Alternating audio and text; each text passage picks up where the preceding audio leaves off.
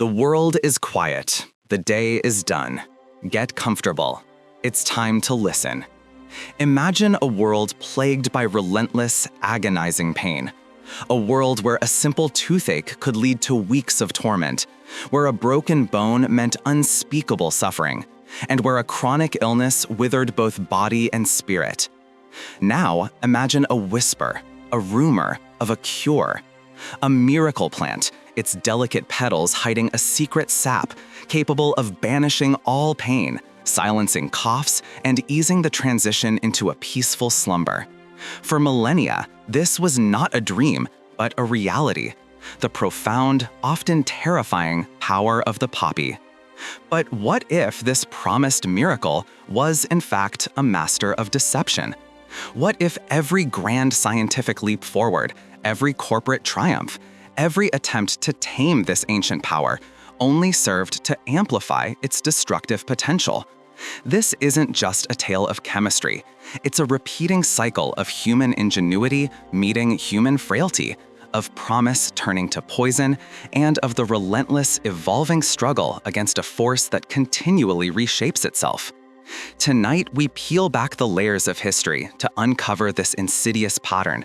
We'll journey from ancient fields to gleaming laboratories, from battlefield hospitals to corporate boardrooms, and finally, to the silent, sterile spaces where new, more terrifying threats are born. We'll see how a single botanical wonder spawned a lineage of compounds, each one more potent, more deceptive, and ultimately more devastating than the last. This is the story of how the quest for relief became a global crisis, a haunting echo across centuries, demanding our attention now more than ever. Our saga begins not in shadows, but under the gentle sun of ancient Mesopotamia, in the Fertile Crescent between the Tigris and Euphrates rivers. Here, thousands of years before recorded history, early farmers cultivated a seemingly innocuous plant, a slender stalk crowned by a fragile bloom. After its petals fell, it revealed a seed pod, and within that pod, a milky white sap. This was the raw essence of what we now call opium. The earliest civilizations understood its profound gifts. They revered it as the joy herb, a potent remedy for everything from gut-wrenching pain to intractable coughs. More than that, it offered oblivion, a gentle, dreamlike escape from the harsh realities of existence. The knowledge of its careful extraction, a shallow incision on the pod, allowing the sap to weep like tears before solidifying into a dark, sticky gum. This was medicine at its most primal, a divine technology given by the earth itself. From Mesopotamia, this dark, precious gum traveled.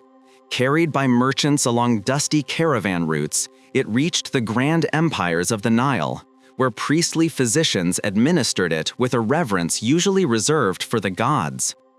Ancient medical scrolls from 1550 BC document its use to quiet wailing infants, a practice that would resonate with horrifying irony thousands of years later. It journeyed with Phoenician sailors across the Mediterranean, arriving in the intellectual cradle of ancient Greece. Here, it was not merely a medicine, but was woven into the very bedrock of mythology, associated with the gods of sleep, dreams, and even death, a stark recognition of its perilous dual nature. The revered physician of ancient Greece, a titan of early medicine, lauded its utility as a pain reliever and a blood stopper, lending it an air of scientific respectability. By the era of the Roman Empire, this poppy-derived remedy was the most widely used and effective substance in any healer's toolkit. A titan of Roman medicine, whose writings would influence the healing arts for the next 1,500 years, proclaimed it a near-universal panacea. It was, quite simply, the undisputed sovereign of ancient remedies. Its power was undeniable, but also unpredictable. The potency of one batch could vary wildly. A dose that brought solace one day might bring the eternal sleep the next. It was a powerful but blunt instrument, an untamed river of relief and danger. Then came a pivotal shift. The age of systematic inquiry began to replace mystic experimentation. In the early 19th century, A young, tenacious pharmacy apprentice in a quiet German town, Friedrich Serturner dared to ask a new question. Not merely that it worked, but why. He was convinced that the raw, sticky gum contained a single, powerful engine of its effects. He sought to isolate its concentrated heart. Night after night in his modest laboratory, he dissolved, filtered, boiled, and cooled.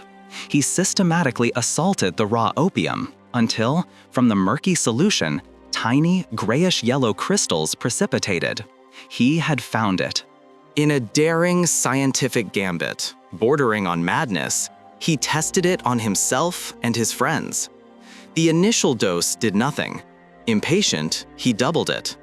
A warmth spread through their limbs, a pleasant, overpowering heaviness. But he pushed further, a third dose. The effects became violent. Nausea, crushing headaches. One friend collapsed into a stupor so deep he was unresponsive. Serturner, teetering on the brink of poisoning them all, administered a powerful emetic, purging the substance from their systems. They survived, groggy and ill, but alive. The experiment was a success. He had isolated the first active alkaloid ever extracted from a plant. He named it Morphe, after the Greek god of dreams, a fitting tribute to the ancient power he had now tamed and concentrated. Later, we would know it as morphine. This was a revolution. For the first time, physicians possessed a painkiller of known and consistent purity, 10 times more potent than raw opium. A dose of morphine was the same in London as it was in Paris. It transformed surgery from an agonizing ordeal into a survivable procedure. It offered profound relief to countless sufferers of unimaginable pain. It seemed like a pure, unalloyed miracle. But this miracle carried a sinister shadow, and a new technology was about to unleash it. In the 1850s, the hypodermic syringe was invented, a hollow needle attached to a plunger. For the first time, a substance could be delivered directly into the bloodstream, bypassing the slow, inefficient digestive system. The effect was instantaneous, immensely powerful, and terrifyingly efficient. The marriage of pure morphine and the hypodermic needle arrived just in time for an unprecedented conflict: the American Civil War. In field hospitals overflowing with the mangled bodies of young men, morphine was administered on a massive scale. It saved countless lives, allowing soldiers to endure the unendurable. But when the war ended, survivors returned home with a new, insidious wound, a deep, gnawing craving for the medicine that had gotten them through. This widespread affliction, an unseen wound of the battlefield, became so common it earned a grim moniker: the returning warrior's affliction. It was the first modern epidemic of physician-caused dependence, a cruel paradox where the cure for pain created its own unique suffering. Medicine had solved one problem, the unpredictability of raw opium, only to create a new, more terrifying one, a precisely delivered, highly addictive concentrate. The world urgently needed a safer alternative. Our story now moves to a gleaming laboratory in late 19th century Germany, the hub of a rising chemical giant known for its mastery of synthetic dyes. This corporation, having revolutionized textiles, turned its formidable research to pharmaceuticals. Their first triumph was aspirin, a chemically modified, gentler version of an ancient folk remedy. Now, the head of their pharmacology lab, a confident professor, set his sights on a grander challenge: morphine dependence. He sought a drug with all of morphine's pain and cough-suppressing power, but without its dangerous tendency to shut down the lungs, and most importantly, without its dreadful curse of addiction. He believed it was possible to chemically separate the good effects from the bad, to create a safe morphine. A talented young chemist in his team, Felix Hoffmann, who had just synthesized marketable aspirin, took pure morphine and boiled it with a chemical called acetic anhydride. The result was a new molecule, diacetylmorphine, a fine white crystalline powder. The professor began testing it, and the initial results were astonishing. It was a powerful respiratory suppressant, calming coughs more effectively than anything known, and crucially, in the tested doses, it did not seem to cause the dangerous respiratory depression of morphine. But there was another effect, noted with great interest. Subjects reported a feeling of pleasant euphoria, a surge of strength and confidence. One report even noted a sense of heroism. This sparked a marketing insight. This was a heroic drug. He officially named it heroin. Driven by flawed, limited observations and immense commercial ambition, the professor became convinced that heroin was not addictive. In fact, he theorized it could cure morphine addiction by satisfying the physical craving without producing the stupefying effects. He had found the Holy Grail, a non-addictive morphine substitute that could also treat addiction. In 1898, the company launched a massive international marketing campaign. Free samples poured into doctors' offices across the globe. Advertisements bloomed in medical journals, praising its efficacy for coughs, asthma, and even whooping cough in children. It was sold over the counter in tablets and flavored elixirs as the safe, non-addictive alternative. The hero had arrived to save the world from respiratory disease and the scourge of morphine addiction. The deception, born of a mixture of wishful thinking and commercial zeal, was complete. The world, desperate for a miracle, was ready to believe. From the first careful incision into a poppy pod to the precise molecular synthesis in a modern lab, humanity's journey with these substances has been defined by a recurring, tragic illusion: the belief that we can control them. Each scientific advancement, from isolating opium's active principle to creating semi-synthetic derivatives, was hailed as a step towards greater precision, predictability, and ultimately safety. Yet time and again, this quest for control has backfired, amplifying the very dangers it sought to mitigate. When the raw, untamed power of opium was refined into morphine, it was lauded as a triumph of scientific control: a consistent dose, a reliable effect. The blunt instrument of ancient healers was replaced by a sharp, precise scalpel. But this precision, coupled with the innovation of the hypodermic syringe, bypassed the body's natural defenses, delivering an instantaneous, intense impact that accelerated dependence and creating the first true epidemic of medical addiction among the returning warriors. The solution to opium's unpredictability created a more potent and insidious problem. Then came diacetylmorphine, branded as heroin, a testament to industrial chemistry's promise to improve upon nature. This safer morphine was supposed to eliminate the addictive properties of its parent compound. The corporate marketing campaign was built on the premise of ultimate control, a substance so well engineered it transcended the flaws of its predecessors. Yet this chemical modification was merely a disguise.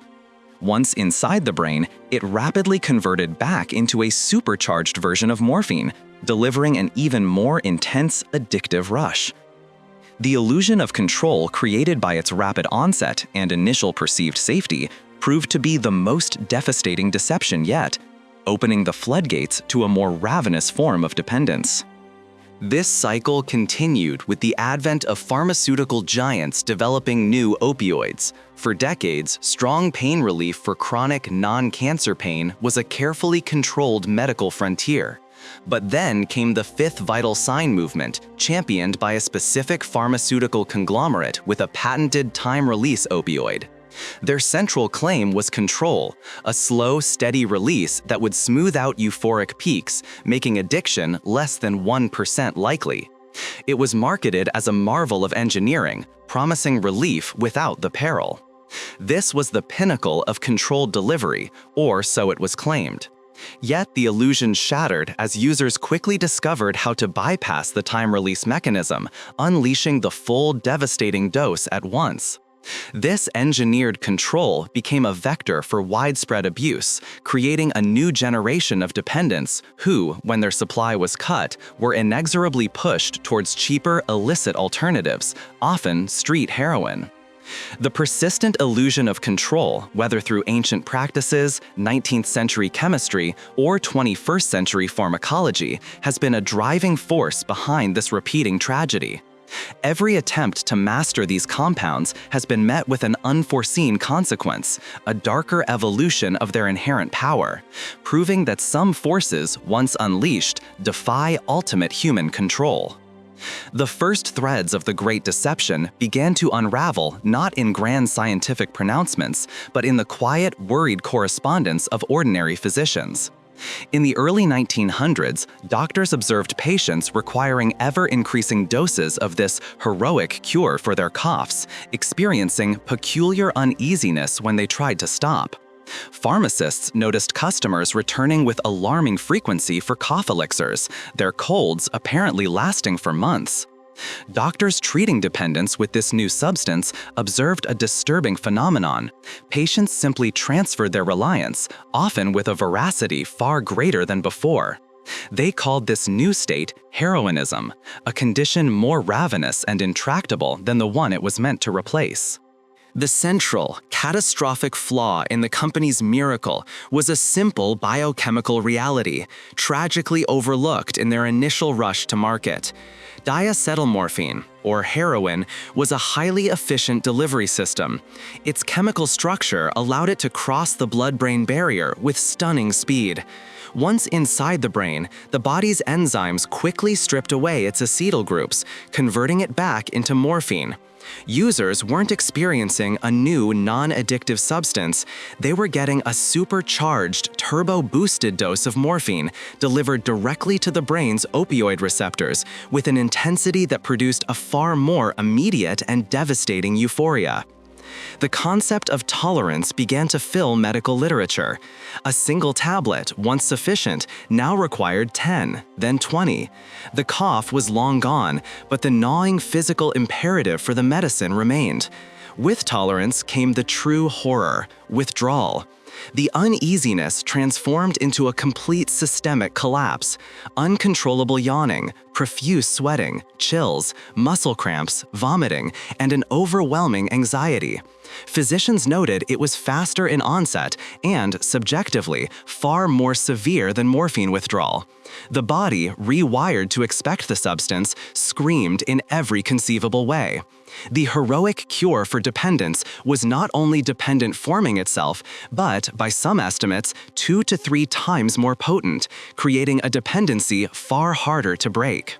By 1905, the medical establishment, once its greatest advocate, began to turn its back.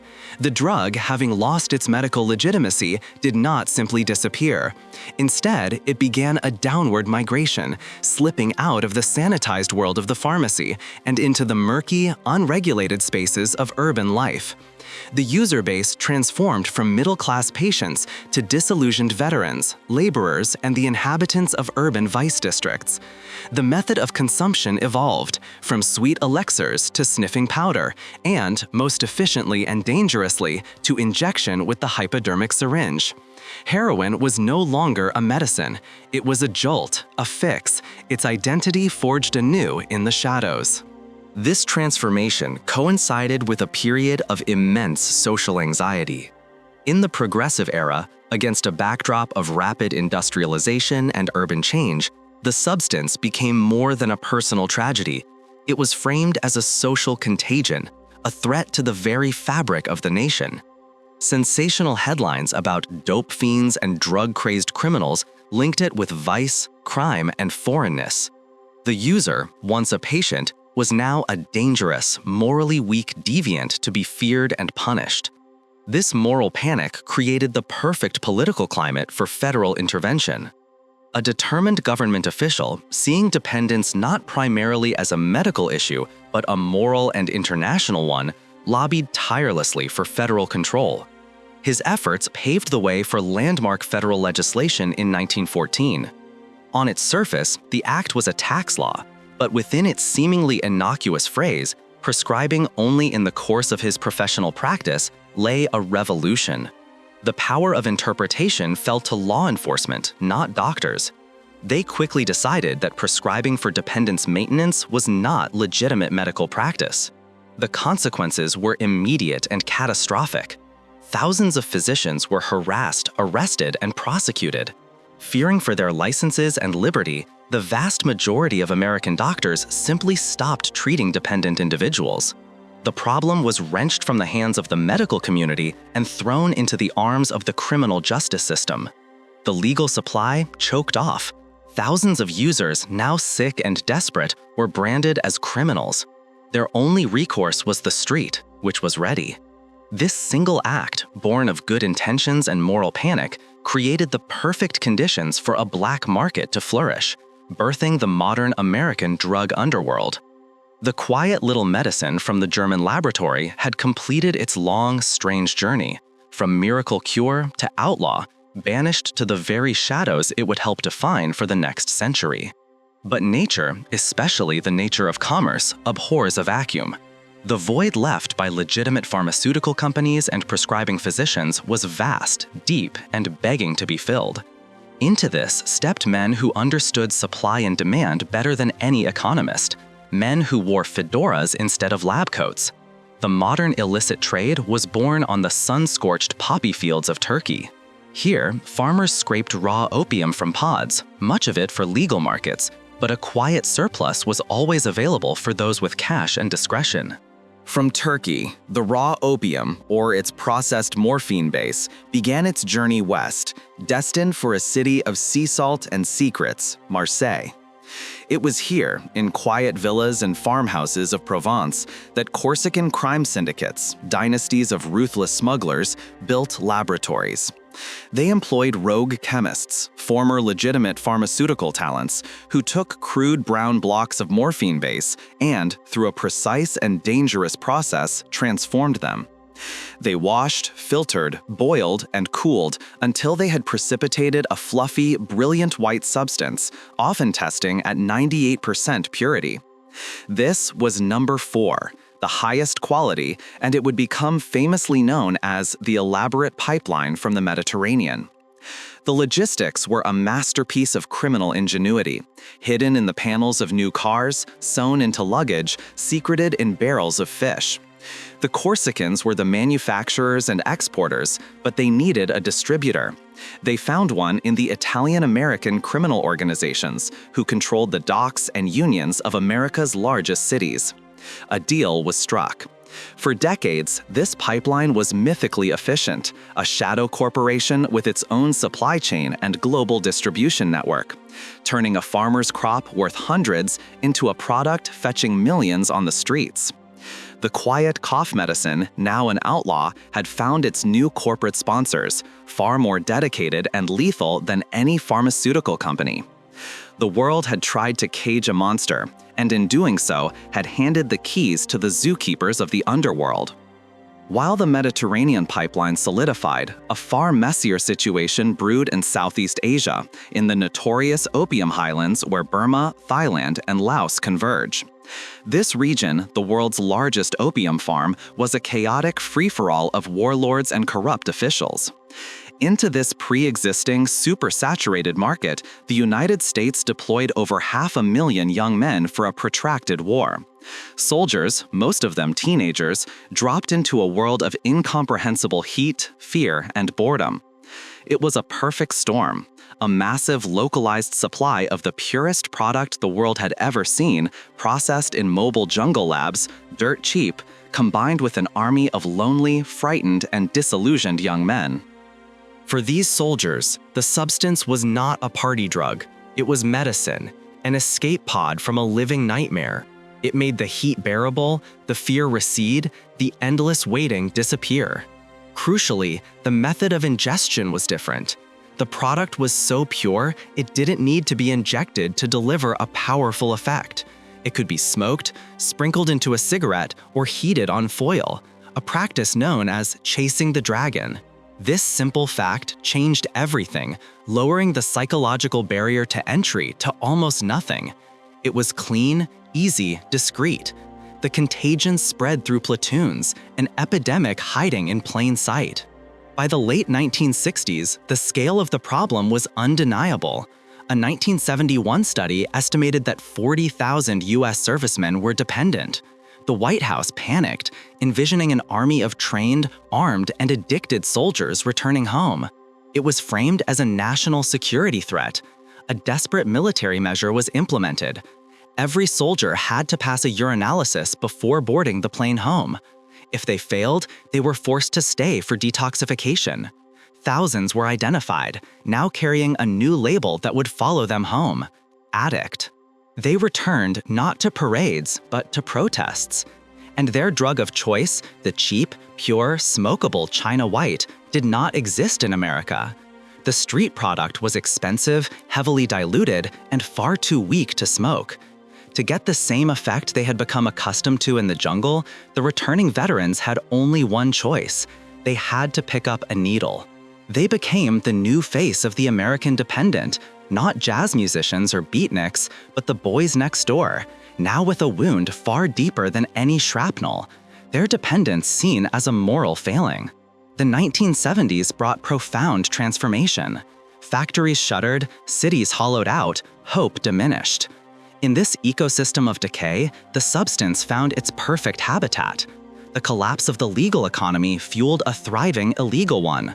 For young men with no jobs and no prospects, the drug trade offered one of the only paths to money, status, and power.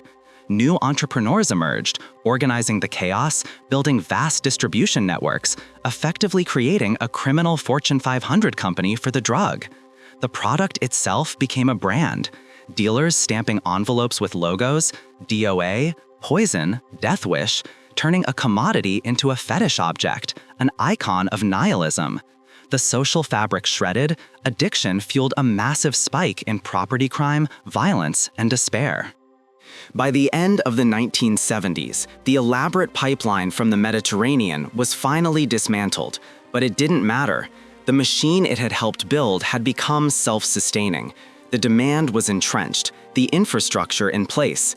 When one supply line was cut, new suppliers eagerly stepped in from Mexico and the Golden Triangle. The quiet little medicine had landed in the scarred heart of the American city, no longer a miracle cure, but the lifeblood of a subterranean economy, a source of immense criminal wealth, and a symbol of profound social collapse. Underlying every stage of this complex history, from ancient trade routes to modern cartel operations, lies an unwavering, often ruthless, engine: the profit motive. While the pursuit of relief has been a constant human drive, the economic potential of these substances has repeatedly distorted ethical considerations, circumvented regulations, and accelerated their destructive spread. In ancient times, the joy herb was a precious commodity, traded across continents for copper, timber, and textiles. Its value was immediately recognized, fueling early trade networks and ensuring its global dissemination. The economic incentive to cultivate, process, and transport it was a primary driver of its journey from Mesopotamia to Greece and Rome. Fast forward to the 19th century with the isolation of morphine. While a scientific triumph, its commercial production by pharmaceutical companies like the German chemical giant soon transformed it into a global market force. The profit motive for consistent, reliable pain relief, especially during conflicts like the Civil War, led to its massive distribution. The story of the heroic cure is perhaps the starkest example of corporate greed overriding scientific caution. The chemical giant, having tasted immense success with aspirin, saw an even more lucrative frontier in its new compound. Their marketing blitz was unprecedented. Free samples, lavish seminars for doctors, branded merchandise. Sales representatives received huge bonuses based on the volume of prescriptions. The company pushed an utterly baseless claim of non-addiction, driven by the desire to dominate a new market segment and solve a public relations disaster for the industry. The potential for immense profit blinded them to the devastating reality unfolding. When legal supply channels dried up, the profit motive shifted to the criminal underworld. The Corsican syndicates, with their efficient laboratories and shipping lanes, recognized that this white powder was lighter than alcohol, more valuable than gold. They built an entire shadow corporation around its production and distribution, forging partnerships with organized crime groups in America.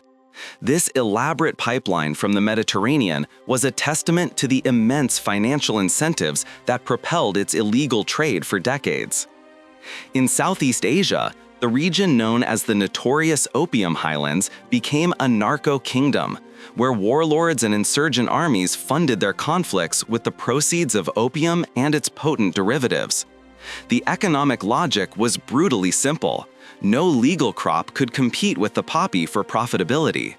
The Cold War politics, with intelligence agencies turning a blind eye or even facilitating the trade to fund proxies, further entrenched this profit-driven ecosystem of conflict and drug production. Most recently, the rise of synthetic opioids like fentanyl epitomizes the profit motive in its most extreme form. A kilogram of pure fentanyl produced in a lab can generate the street equivalent of 50 kilograms of heroin. The profit margins are astronomically greater, the risk of smuggling exponentially lower. This purely industrial, chemically synthesized product is the ultimate manifestation of the drive for maximum profit with minimal overhead, indifferent to the catastrophic human cost. In every era, the allure of immense financial gain, whether for ancient traders, pharmaceutical giants, or transnational criminal organizations, has been a relentless force, constantly finding new ways to exploit the destructive power of these substances, making the struggle against them a perpetual uphill battle against deeply entrenched economic interests. The quiet little medicine that became an outlaw now found itself entrenched in America's decaying urban cores. The 1970s saw the rise of a new breed of entrepreneur, such as the charismatic figure who organized major black drug traffickers in New York City into a powerful council, effectively a criminal Fortune 500. This machine, once built, became self-sustaining. When the elaborate pipeline from the Mediterranean was finally dismantled, new suppliers from Mexico and the notorious opium highlands of Southeast Asia eagerly stepped in, ensuring an uninterrupted flow. Meanwhile, in the thin, high air of Afghanistan, after the fall of 2001, the world's most powerful militaries arrived with grand intentions. The Taliban, in a severe display of authority, had previously declared the opium poppy un-Islamic, drastically cutting global supply. But the new order, focused on stability and counter-terrorism, made a quiet, unspoken decision. The poppy fields, for the most part, would be left alone. To eradicate the crop was to eradicate the livelihood of entire provinces and create enemies where friends were desperately needed. Warlords, many now allies, controlled the regional opium trade. It was a devil's bargain. The irony was profound. The resurgent Taliban, now an insurgency, saw the same opportunity. The poppy economy became the perfect fuel for asymmetric warfare, funding their fight against the very forces that allowed its cultivation. By 2007, Afghanistan was producing 93% of the world's illicit opium. The United Nations reported its export value at $4 billion annually, more than half the country's official GDP. A vast river of opiates, originating in the very country the West had occupied, flowed out in all directions, creating instability and funding the insurgency. Efforts to stop it were Sisyphean. For every field destroyed, 10 more were planted. No legal crop could compete with the poppy's profitability. Afghanistan became the world's first true narco-state, its economy and political life wholly dependent on a single illicit plant. This superabundance of potent, cheap supply created a global user base with unprecedentedly high tolerances, primed for the next step. The next wave of addiction did not bloom in a field of flowers, but in the sterile logic of a chemical laboratory, arriving as a dark shadow across North America. For years, the story of this substance in North America involved two primary sources: black tar from Mexico and white powder from Asia. But the economics of the drug trade, like any business, are governed by risk and profit. Producing from plants is risky and inefficient. Then came fentanyl. Not a new substance, fentanyl was synthesized in 1959 by a brilliant Belgian chemist, Paul Janssen. For decades, it was a respected, incredibly potent medical tool, 100 times more potent than morphine, 50 times more potent than pure heroin. A godsend for those in agony, a monster lurking in the pharmacopoeia. The shift began when chemists working for criminal organizations realized the immense economic potential of illicitly producing fentanyl. It required no farms, no peasants, no seasons, only precursor chemicals, a skilled chemist, and a lab. The precursors, mostly from China, arrived at Mexican ports, where cartels ran super labs. The logic was brutal and undeniable. A kilogram of heroin might yield $80,000 wholesale. A kilogram of pure fentanyl, produced for less, could yield the equivalent of 50 kilograms of street-level product.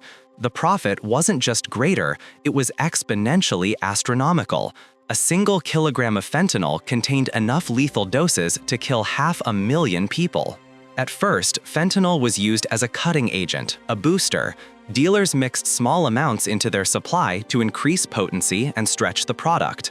Users accustomed to a certain dose injected what they thought was normal, but the bag was hot. The difference was catastrophic. A few extra micrograms, invisible to the naked eye, the difference between euphoria and immediate respiratory depression. Overdose numbers began to climb at a rate that stunned public health officials.